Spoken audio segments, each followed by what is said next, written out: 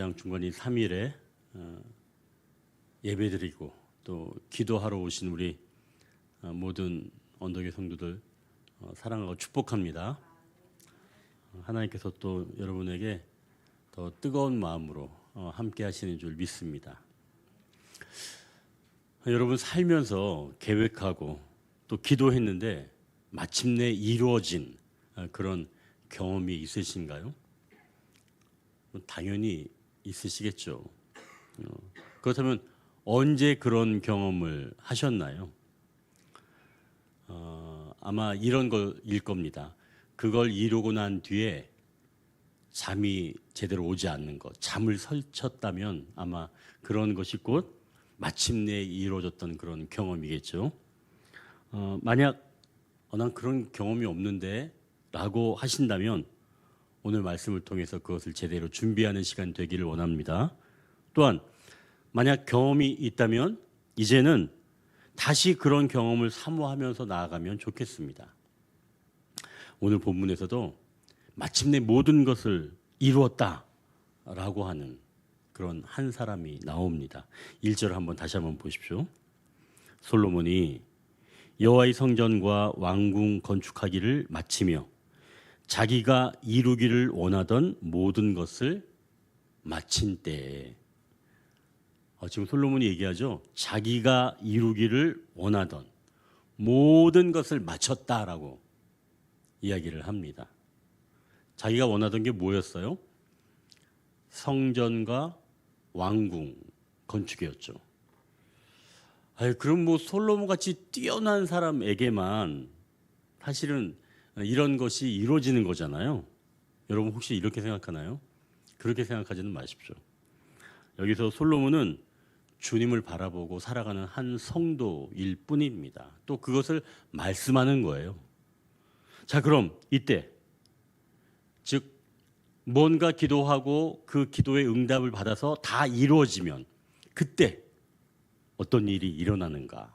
2절 한번 보십시오. 여호와께서 전에 기브온에서 나타나심 같이 다시 솔로몬에게 나타나사. 하나님께서 이루기를 원하던 모든 것을 마친 그 한 사람 솔로몬에게 다시 나타났다는 말씀입니다. 다시 나타났다. 그럼 솔로몬에게는 여기서 언제 나타났다는 거예요? 기브온에서 나타나심 같이 이렇게 이야기하죠. 그럼 기브온은 언제 나타나는 거냐면 솔로몬이 기브온 산당에서 제사를 드릴 때 하나님 저에게 지혜를 주십시오 이렇게 기도할 때, 그러니까 약 한 20년 전쯤이에요. 그러니까 20년 전쯤에 하나님께 솔로몬이 구할 때 그때가 있었고 그때 제대로 한번 나타났고, 물론 이제 중간에 한 6장 11절쯤에 다시 한번 나타나시긴 하지만 여기서 얘기하는 얼마 전, 그러니까 전에 그 기본에서 나타나시면 분명히 20년 전 이야기입니다. 그때 하나님은 솔로몬에게 솔로몬의 기도대로 지혜를 주셨죠. 그래서 하나님은 그 지혜를 통해서 솔로몬이 결국은 그의 모든 일들, 백성들을 잘 재판할 수 있도록 하나님께서 지혜를 주셨고 결국은 성전 건축이나 또는 왕궁 건축까지 잘 감당할 수 있도록 하나님께서 20년 전에 나타나셔서 그에게 응답을 해주신 겁니다. 자, 그러면 이제 궁금하죠. 아니 왜 지금 이 시점에서 다시 나타나셨을까? 그게 중요하지 않아요? 다 이러는데 왜 또 나타나실까? 이걸 제가 곰곰이 좀 묵상을 해봤죠. 왜 그럼 다시 기도가 응답됐는데 왜 이때 나타났을까? 어느 성도가 간절히 기도해서 거래처와 큰 계약을 맺었습니다. 기적 같은 응답이었죠. 그런데 여러분, 계약서에 도장을 찍었다고 해서 그게 끝인가요? 아니죠. 그거 너무나 잘 알고 있죠. 그러면 그게 곧 뭐예요? 또 다른 일의 시작이죠. 그렇죠? 그게 마침이 아니에요. 그러니까 사실은 전혀 다른 일이 기다리고 있다는 겁니다. 계약서의 도장을 찍으면.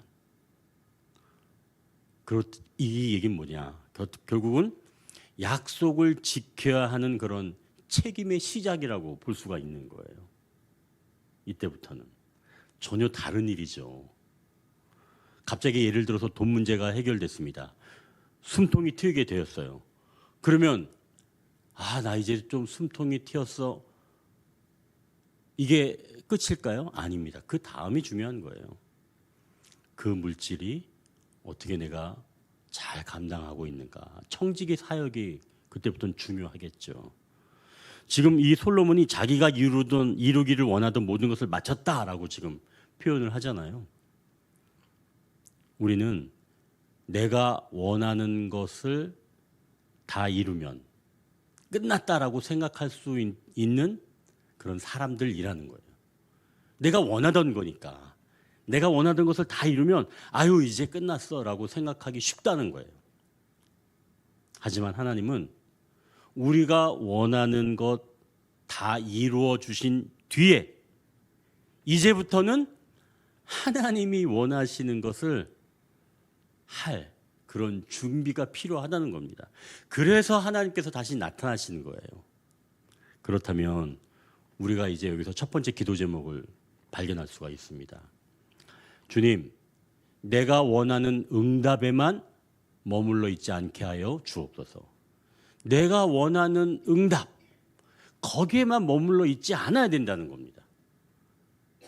여러분, 그거 내가 지금 응답되었다고 조금 맛봤다고 그게 끝이 아닌 거예요.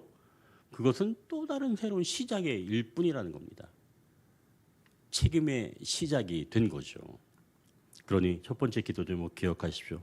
주님, 내가 원하는 응답에만 머물러 있지 않게 하여 주옵소서.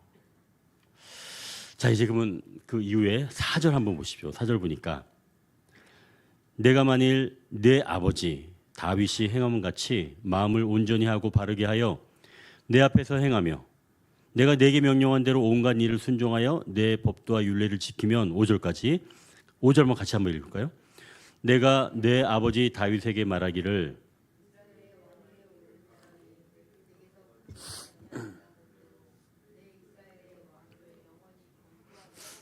아멘. 지금 하나님께서 솔로몬에게 내 아버지 다윗이 행함같이라고 말씀합니다. 4절에 지금 그렇게 얘기하죠. 여러분, 제가 이제 이걸 딱 보면서 생각한 건 솔로몬이 지금 잘 해왔잖아요. 하나님께 간구하고 그 들은 주신 지혜를 가지고 성전을 잘 건축했고 자기 왕궁도 잘 지었어요. 그러면 하나님께서 주신 지혜, 즉 그 도구로 하나님의 일들을 잘 감당했으니까 그러면 솔로몬 잘 살아온 거 아니에요? 그렇죠. 자, 그러면 지금 여기에서 하나님께서 이렇게 얘기하신 거예요. 내 아버지 다윗이 행한 같이 하라, 이렇게 말씀하십니다.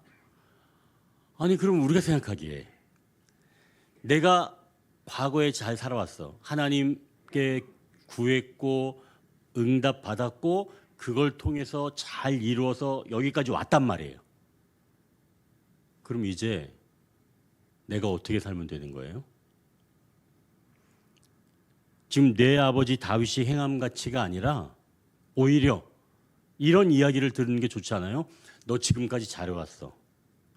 앞으로도 이렇게 너 전에 했던 것처럼 잘하면 돼? 라고 이야기를 들으면 그게 맞는 거 아니에요? 내 아버지 다윗같이 행하라 이게 아니라 네가 예전에 했던 것처럼 실수하지 않고 잘하면 돼라고 하면 그러면 되잖아요. 근데 왜 하나님께서는 이렇게 얘기하시는 거예요? 분명히 솔로몬이 잘 살아왔어요. 네가 전에처럼 하든만 하면 돼 라고 하면 되잖아요. 근데 그렇게 얘기하지 아니하시고 내 아버지 다윗이 행함같이 하라 얘기하시는 거예요. 여러분 이거 희한하지 않아요? 저는 이거 읽고 참 희한했어요. 솔로몬이 사실은 제가 보기에는 다윗보다는 낫거든요. 여기까지만 본다면. 물론 이제 그 뒤에는 우리가 알기 때문에 뭐 다윗이 이렇게 생각하지만 여기까지만 본다면 누가 더 나아요? 다윗이 더 나아요? 솔로몬이 더 낫죠. 다윗은 알잖아요. 우리가 다윗이 어떤 사람인지. 다윗보다는 솔로몬이 나아요. 적어도 여기까지는. 그렇다면 솔로몬한테 이렇게 이야기할 필요는 없죠. 네가 지금까지 잘했으니까 너 앞으로도 이렇게 똑같이 해? 라고 이야기하면 되는 거예요. 근데 지금 하나님은 그렇게 얘기하지 아니하시고 네 아버지 다윗처럼 다윗의 행함같이 하라 얘기하시는 거예요. 그러면 이게 도대체 왜 이렇게 이야기하실까요? 제가 보기에 여기서 한 두 가지 정도 이유가 있습니다. 먼저는 솔로몬이 기도 응답을 받고 그대로 이루어진 것을 경험했기 때문에 자칫 그게 기준이 될 수가 있다는 거예요. 즉, 내 자신이 기준이 될 수가 있다는 얘기입니다. 내 기도로 이루어졌으니까 이제는 내 방식대로 살아가면 되겠다. 이렇게 사람이 생각할 수가 있다는 거예요. 그리고 사실 이건 유혹이죠. 이게 사실은 세상의 방식입니다. 어떤 성공적인 모델이 있을 때는 그 성공적인 모델을 추종합니다. 그렇게 살아가고자 하는 거예요. 실패하지 않으니까. 그래서 그 성공 모델을 삼아서 롤 모델로 삼아서 내가 그대로 살아가는 거예요. 그리고 또 그 사람 역시도 내가 이렇게 해서 성공을 해왔으니까 똑같은 그런 방법으로 앞으로 살아나가기를 원하는 거죠. 그런데 지금 그렇게 그러한 문제에 열광적인 사람들에게 하나님은 찬물을 끼얹는 말씀을 하고 계시는 거예요. 그걸 원하지 않는다는 거죠. 자, 여러분, 결국 하나님은 자기가 기준이 되는 걸 원하지 아니하신다는 겁니다. 하나님은 그걸 이야기하시는 거예요. 네가 여태까지 걸어왔던 그 길이 기준이 아니다. 성공이 기준이 아니라는 거예요.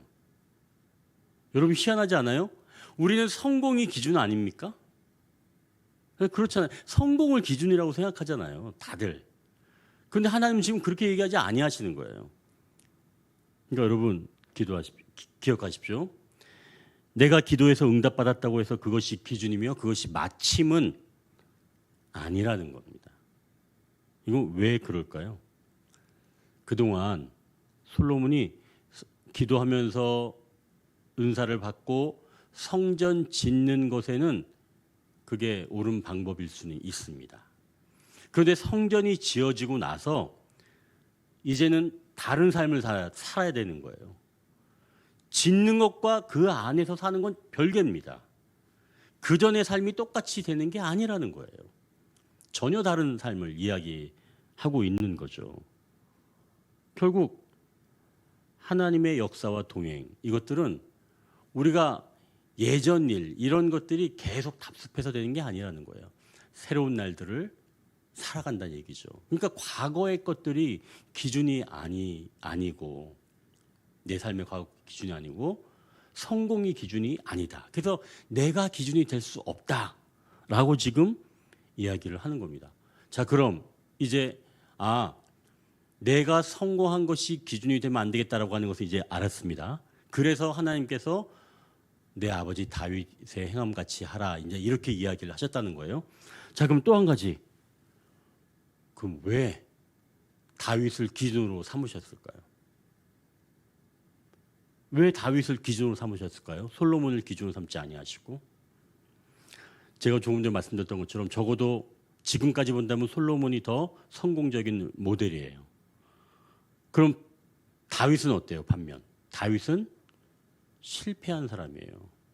적어도 하나님을 때로는 없는 것처럼 하고 무참하게 자기 부하를 죽였던 사람이기도 하고, 또 하나님보다는 이 내가 모든 것들을 이루었다라고 하면서 온 나라의 백성들의 인구 조사를 한 그런 죄도 범했던 바로 그런 사람입니다. 그리고 성전도 짓지 못했잖아요. 그런데 지금 하나님은 솔로몬을 기준으로 삼지 않고 다윗을 지금 기준으로 삼으셨다 말씀하는 겁니다. 자, 그럼 이제 여기서 한번 생각해 볼 수 있어요. 솔로몬이 계속 성공할까요? 아니죠. 솔로몬이 계속 성공하지 못합니다. 적어도 우리가 이 이후부터는 알게 되죠. 자, 그럼 왕궁 짓고 또 성전을 짓는 것에는 성공했지만 성전을 짓고 나서의 삶은 실패했습니다. 그러면 솔로몬이 실패했기 때문에 그가 기준이 못된 게 아니라 하나님께서 다윗을 기준으로 삼으신 그런 결정적인 이유라면 다윗은 성공한 삶이 아니라 그가 반복적으로 죄를 짓더라도 하나님께 돌아오는 자였다는 사실이에요. 여기에서는 그걸 말하는 겁니다. 성공이 기준이 아니라 어떤 게 기준이라고요? 돌아오는 것. 돌아오는 것. 다시 하나님께 돌아오는 것. 그게 기준입니다. 여러분, 뭐가 기준이라고요? 하나님께 돌아오는 것. 하나님은 바로 그걸 기준으로 삼으신 거예요. 여러분, 우리의 인생을 하나님께 돌아오는 게 기준이라고 분명히 기억하십시오. 성공이 기준이 아니라 하나님께 돌아오는 것. 하나님은 돌아오는 우리의 인생을 외면하지 않으십니다. 하나님, 우리가 아무리 멀리 있었던 사람이라고 하더라도 돌아만 오면, 방향만 틀면 그때부터는 안아주십니다. 왜 그렇게까지 하는지 아주 구체적으로 우리가 알지 못하지만 우리가 아는 것은 우리를 위해 죽으신 예수 그리스도 덕분이라는 것만 알고 있죠. 그분의 공로 때문에 말입니다. 여러분, 그러니 하나님 앞에 기도 응답의 삶이 기준이 아니라 그보다 우리의 기준은 하나님께 돌아가는 것, 그게 기준인 줄 믿으시길 바랍니다. 잘못해서 돌아가는 것뿐만이 아니라 성공해서도 돌아가는 거예요. 아시겠죠? 잘못해서 돌아가는 것뿐만 아니에요. 성공해서도 다시 가는 거예요. 성공도 잊어버리는 거예요. 그건 또 잊어버리는 겁니다. 솔로몬 성전 잘 지은 거 그것도 왜? 또 다른 삶이 있으니까. 이 얘기는 뭐냐면 더 다른, 더 큰 기쁨이 준비되어 있다는 거예요. 그 성공에 취해서 있지 말고 더 놀라운 기쁨이 또 있어요. 우리는 그것만 딱 응답받고 되면은 그게 끝인 줄 알지만 그렇지 않다는 거예요. 더 놀랍고 새로운 것들, 그 기쁨이 우리 인생 끝날 날까지 있는 겁니다. 그러면은 예전에 그 성공이 맛봤던 것들을 계속 내가 누릴 필요는 없는 거예요. 또 다른 기쁨이 있으니까. 그래서 우리는 내 기도의 응답이 기준이 아니라 뭐가 기준이라고요? 하나님께 돌아가는 것. 그게 기준입니다. 하나님은 우리가 돌아오고 돌아갈 때마다 하나님께서 더 놀라운 것들로 우리의 영을 더 새롭게 충만하게 하시는 줄 믿습니다. 그래서 사실 이제 우리 가족 관계에서도 우리가 이걸 좀 적용하면 좋겠어요. 정말 싫은 일이 가족 간에도 생기잖아요. 그죠? 막 얼굴 붉히는 일이 생기잖아요. 그럴 수 있다고 봐요. 얼굴 붉히고 어휴 진짜 저 인간 저 뭐야? 이런 일 생기지 않아요? 생기지 않아요? 생기잖아요. 그죠? 그런 일 생겨요. 아니 저 인간 뭐야? 가족인데 분명히 생긴단 말이에요. 그러면 그때 내가 진짜 저걸 내가 가족이라고 내가 진짜 내가 끊어버리고 싶어. 막 그런 마음 들지 않아요, 여러분? 저만 그래요? 그럴 때 있는 거예요, 그게. 진짜 내가 저 자식이 왼수다. 어떻게 부모가 나한테 뭐 이럴 수 있다는 얘기예요. 아니 그렇다고 제가 뭐 어머니한테 뭐 그렇다는 그런 게 아니라 그럴 수 있다는 거예요. 그게 사람이에요. 하지만 돌아가야 될 때가 있다는 거예요. 어디로 돌아가는 거예요? 그래도 내 가족이야. 마지막에는 꼭 그렇게 마무리를 하자. 이렇게 약속을 하면 좋을 것 같아요.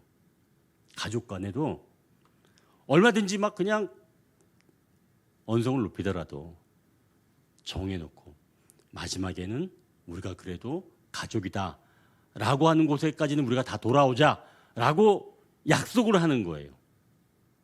여러분 그거 괜찮지 않아요? 제가 이 묵상하면서 생각한 건데 여러분도 한번 그렇게 한번 해보세요. 싫다고 하더라도 결국엔 그래 그래도 내 사랑하는 아들이야. 내 사랑하는 딸이야. 내 사랑하는 부모님이야. 마지막에 이렇게 한다면 돌아간다면 우리는 이 관계 안에서 새로운 기쁨을 맛볼 수가 있다는 거죠. 그래서 이 불편한 관계 조금씩 나아질 수가 있는데요. 자, 그럼 다윗은 어떻게 하나님께 그렇게 돌아가는 삶을 살 수 있었을까요? 그게 궁금하지 않아요? 다윗은. 자, 그럼 이제 우리가 4절을 한번 다윗은 도대체 어떻게 하나님께 그렇게 돌아가는 삶을 살 수 있었을까? 4절 한번 다시 한번 잘 보십시오. 같이 한번 4절 한번 읽어볼까요? 4절 시작.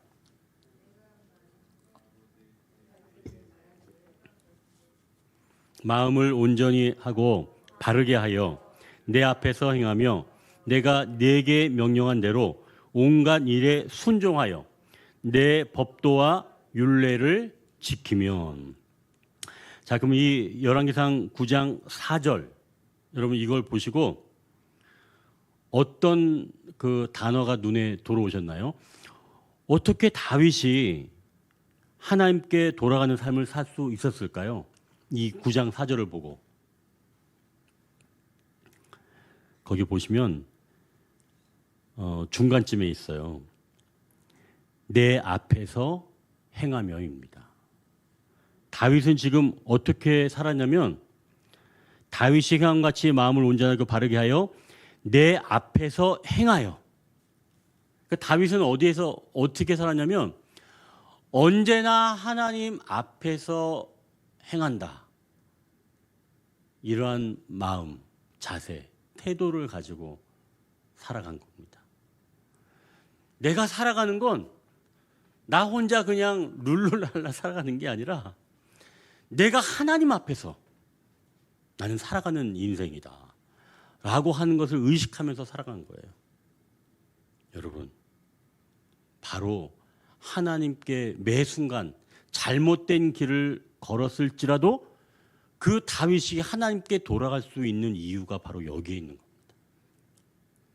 하나님 앞에서 행하는 삶, 그러한 마인드, 그러한 삶의 태도, 하나님이 나와 지금 함께 하신다 라고 인식하면서 살아가는 그 태도 때문에 다윗은 비록 잘못된 길을 걸을지라도 바로 하나님, 제가 잘못했습니다. 그리고 다시 하나님께 돌아갈 수가 있었던 거예요. 이게 바로 다윗이 하나님께 돌이키는 삶이었고, 그래서 하나님은 솔로몬이 응답받은 그런 삶이 기준이 아니라 다윗이 바로 기준이다 라고 이야기하신 거예요. 돌이키는 삶 말이죠. 여러분, 우리가 다윗처럼 이렇게 살려면 어떻게 살아야 된다는 얘기예요?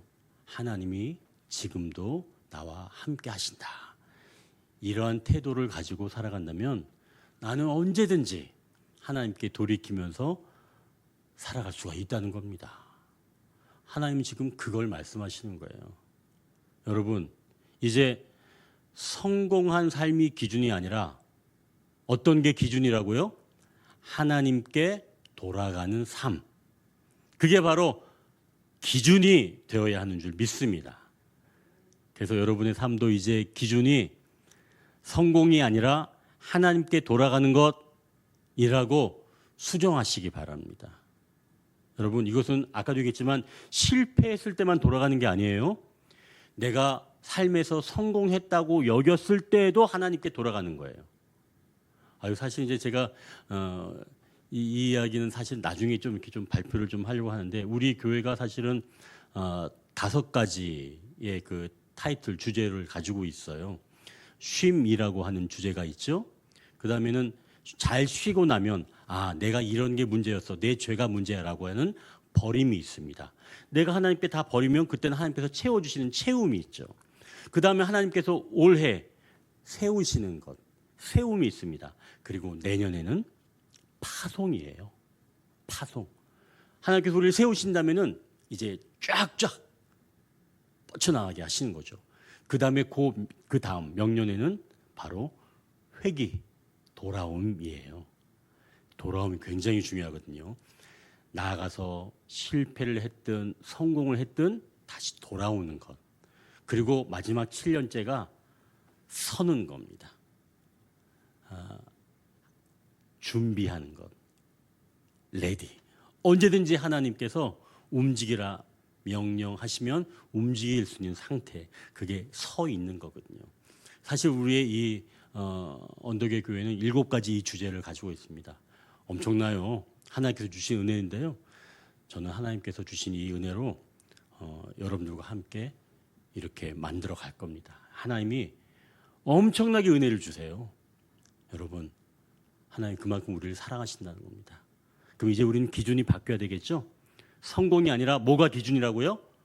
돌아오는 것. 하나님께 돌아오는 것. 실패했어도 성공했어도 언제나 하나님께 돌아오는 것. 이것이 여러분들에게 새로운 기준이 되게 하십시오. 그래서 이 다윗이 하나님 앞에 행했기 때문에 이제 그는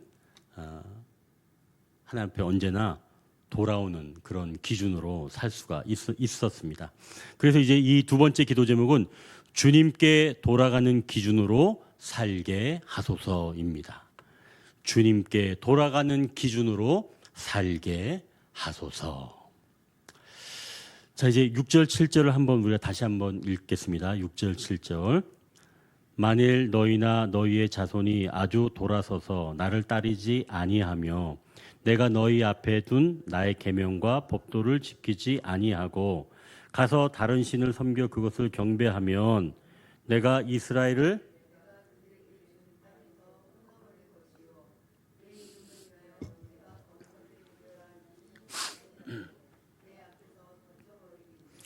이스라엘은 모든 민족 가운데서 속담거리와 이야기거리가 될 것이며. 근데 지금 하나님께서 솔로몬에게 조건부 약속을 하신 거예요. 뭐냐면 내가 만약 다른 신을 섬겨서 경배하면 어떻게 하신다는 거예요? 7절 보니까 먼저 땅에서 끊어버리겠다 이야기하시죠. 그 다음에는 내 이름을 위하여 내가 거룩하게 구별한 이 성전이라도 내 앞에서 던져버리겠다. 그리고 마지막 이스라엘 모든 민족 가운데서 속담거리와 이야기거리가 되게 하겠다. 그러니까 비웃음거리가 되게 하겠다 얘기예요. 8절에 보면 그렇게 나옵니다. 자, 그럼 하나님께서 이 3가지의 징계를 이야기하셨는데 이걸 읽고 나서 성전을 그렇게 어렵게 지었는데 하나님께서 이걸 던져버리겠다고? 이렇게 이야기하실 때 여러분 어떠세요? 다 완공해놨어요. 다 성공했어요.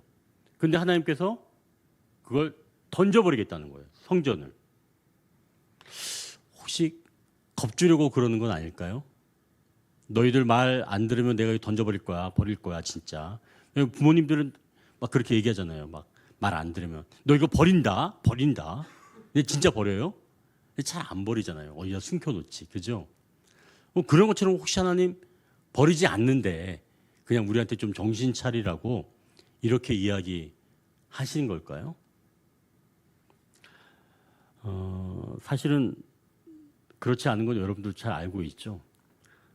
솔로몬이 다윗처럼 살지 못해서 그의 왕의 가문은 끝내버렸죠. 그리고 솔로몬 성전은 완전히 무너졌습니다. 그리고 그 이후에 이스라엘은 우리가 아는 것처럼 어느 누구도 다윗의 삶을 살지 못했죠. 그리고 돌아오지 않고 방황하며 살았습니다. 결국 솔로몬도 실패했고 이스라엘도 실패했으며 모든 믿는 자들이 다 실패했습니다. 그러면 하나님이 경고하신 대로 화려한 성전은 내던져졌고 이스라엘은 열방의 비웃음거리가 된 겁니다. 자, 그러니 결국은 우리의 힘으로는 기도 응답의 기쁨을 유지할 실력도 없고 또 돌아가고 싶은 마음도 잘 서지 않는다는 거예요. 그 결과 하나님은 어떻게 하셨다는 거예요? 내던지셨다는 겁니다. 뭘요? 뭘 내던지신 거예요? 진정한 성전 되시는 예수 그리스도. 그분을 내던지신 거예요. 여러분, 이거 너무 이상하지 않아요? 잘못은 우리가 했는데 성전을 던져버리시겠다 했더니 진짜 성전을 던져버리셨어요. 예수님을. 이 얘기가 사실은 그 이야기입니다. 하나님께서 너희가 돌이키지 아니하면 내가 비웃음거리가 되게 하고 성전을 던져버리겠다. 예수님께서는 진정한 성전이시죠. 그런데 하나님에 의해서 비웃음거리가 되셨으며 던져버림을 당하신 겁니다.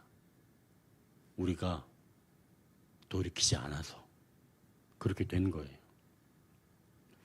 그래서 마태복음 27장 39절에 그 예수님을 비웃던 장면을 통해서 하나님의 말씀이 응답된 거죠. 비참한 겁니다. 우리의 잘못인데 주님이 그렇게 되신 거죠. 결국 하나님은 솔로몬의 성전보다 훨씬 더 귀한 하나님의 아들을 비웃음거리 그리고 그 무더기에 던져버리신 거예요. 우리가 받을 저주를 대신 담당하게 하신 겁니다. 결국 다시 한번 말씀드리지만 주님은 우리 때문에 비웃음거리가 되셨고 던져버리심을 당한 겁니다. 그래서 우리는 기도 응답의 자리에서 다시 주님의 음성을 듣고 시작할 수가 있게 된 것이죠. 하나님의 진노가 예수님을 통해서 다 쏟아 부어졌기 때문에 그래서 이제는 우리가 그 죄에서 벗어나게 된 겁니다. 하나님의 진노가 다 쏟아져서. 그래서 우리는 다시 새롭게 살게 된 거예요. 그러니 이제 우리가 우리 기도 응답의 자리에 머물러 있지 않고 두 번째, 주님께 돌아가는 기준으로 살고 마지막 세 번째 기도 제목은 이제 주님을 의지하여 참된 성전으로 살게 하소서입니다. 이제 우리가 진짜 참된 성전으로 살아가는 거예요. 솔로몬이 완공을 했다고 하는 그 표현은 그리고 그는 못 살아냈지만 주님이 내던짐을 당하면서 우리는 새롭게 기회를 얻었고 이제 우리가 진짜 성전으로 살아가게 되었다는 겁니다. 그래서 세 번째 기도 제목을 다시 한번 말씀드리면 주님을 의지하여 참된 성전으로 살게 하소서입니다. 여러분 이제 이 세 가지 기도 제목을 가지고 우리가 함께 기도하며 나아가길 원합니다.